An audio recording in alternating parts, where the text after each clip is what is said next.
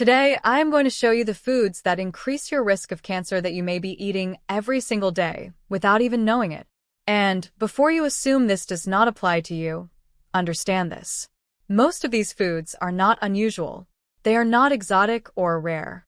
They are sitting in your refrigerator right now. They are on the menu at restaurants you visit every week. They have been part of your routine for so long that the idea of them being dangerous probably feels far-fetched. But the science is not ambiguous here, and the people most at risk are rarely the ones who suspect it. Let us start with something found on breakfast tables all over the world every single morning. Processed meats. Bacon, sausages, hot dogs, deli ham, smoked turkey. These foods are so deeply woven into daily eating habits that questioning them feels almost unnecessary. But the World Health Organization classified processed meats as a Group 1 carcinogen.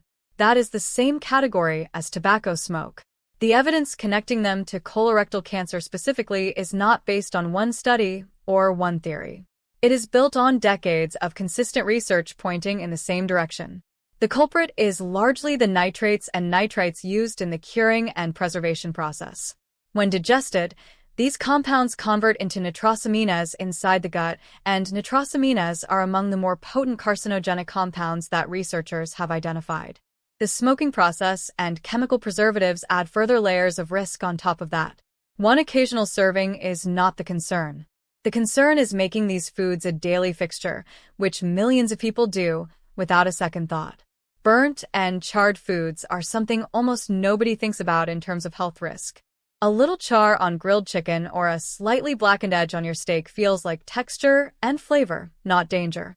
But when meat, poultry, or fish is exposed to very high heat, especially over an open flame, chemical compounds form on the surface that simply do not exist in the uncooked food. Heterocyclic amines and polycyclic aromatic hydrocarbons are generated during the charring process, and both have been shown in research to damage DNA in ways that can initiate the earliest stages of cancer development. The darker and more heavily cooked the surface, the greater the concentration of these compounds. You do not have to give up grilling, but cooking at lower temperatures, avoiding direct contact with open flame where possible, and removing heavily charred portions before eating are straightforward adjustments that carry real protective value over time. Sugar's connection to cancer is not as direct as processed meats, but it is no less important to understand. The primary pathway runs through obesity and chronic inflammation. Excess sugar consumption drives weight gain, and excess body fat is now recognized as one of the leading modifiable risk factors for at least 13 types of cancer, including breast, colon, pancreatic, and kidney cancer. Fat tissue, particularly the kind that accumulates around the abdomen, produces inflammatory compounds and hormonal signals that create an internal environment where cancer cells can more easily take root and grow. Beyond obesity, repeated blood sugar spikes from constant sugar consumption maintain a state of systemic inflammation throughout the body, and chronic inflammation is one of the core biological conditions under which cancer develops and progresses. The sugar in your morning coffee, your afternoon snack, your sweetened drinks across the day, none of it feels significant in isolation. In pattern, across years, it fundamentally reshapes your internal biology. Refined carbohydrates work through a nearly identical mechanism and deserve the same level of concern. White bread, pastries, white rice, packaged crackers, and cereals stripped of their fiber all convert to glucose almost immediately after you eat them. That means repeated, rapid blood sugar spikes throughout the day, and every spike drives a surge in insulin. Chronically elevated insulin levels have been associated with accelerated cell growth and reduced rates of natural cell death, and both of those processes are directly relevant to cancer, because cancer at its core is a disease of uncontrolled cellular growth. A diet built on refined carbohydrates does not cause cancer the way a toxin does, but it creates and sustains the exact metabolic conditions that make the body most vulnerable to it. Fried foods bring a different category of risk into the picture. When starchy foods are cooked at the extreme temperatures required for deep frying, a compound called acrylamide forms. Acrylamide has been classified as a probable human carcinogen based on its demonstrated ability to damage DNA.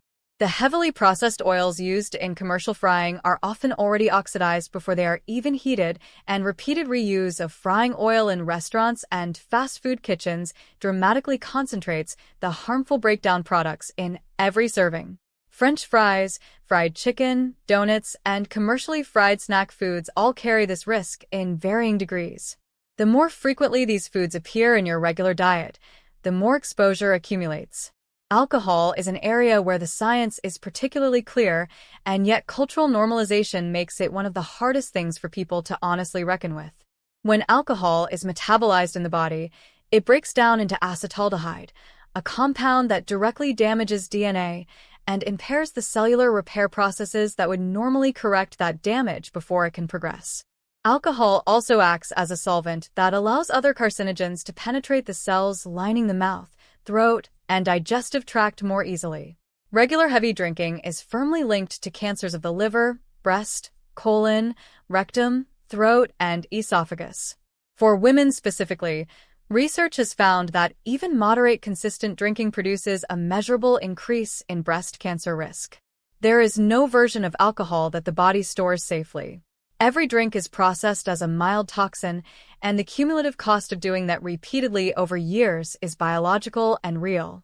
Highly processed packaged foods are perhaps the most pervasive risk on this entire list, and precisely because they are so ordinary and so available, most people never flag them as a concern. Packaged soups, flavored crackers, instant noodles, snack bars, ready meals. These products routinely contain artificial preservatives, synthetic flavor compounds, emulsifiers, and colorants that the human digestive system was never designed to process as food.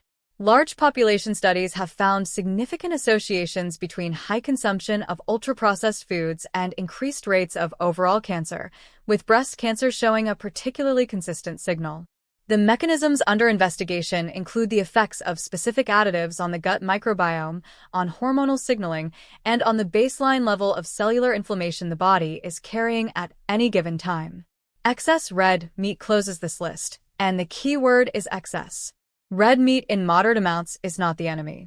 But diets that center heavily on beef, pork, and lamb, eaten in large quantities on a near-daily basis, have been associated consistently across major studies with elevated colorectal cancer risk. The compound primarily responsible is heme iron, which in high concentrations in the colon promotes the formation of carcinogenic N-nitroso compounds. When you combine the effects of heme iron with the additional risk introduced by high-temperature cooking methods, the gut environment created by a red meat-heavy diet is one that research repeatedly identifies as a meaningful driver of cancer risk over time. There are signs your body may already be trying to communicate something important. Unexplained weight loss that you have not deliberately caused should never be quietly accepted or attributed to good fortune. Persistent fatigue that does not respond to rest is worth investigating rather than normalizing. A lump anywhere on or in your body that appeared without explanation. Pain that has settled into a specific location, arrived without a clear cause, and has not resolved. These are not individually diagnostic, but they are signals. And the difference between acting on those signals early versus dismissing them can determine everything about what comes next. The honest truth behind all of this is not meant to overwhelm you. It is meant to reframe something you do multiple times every single day. Food is not neutral.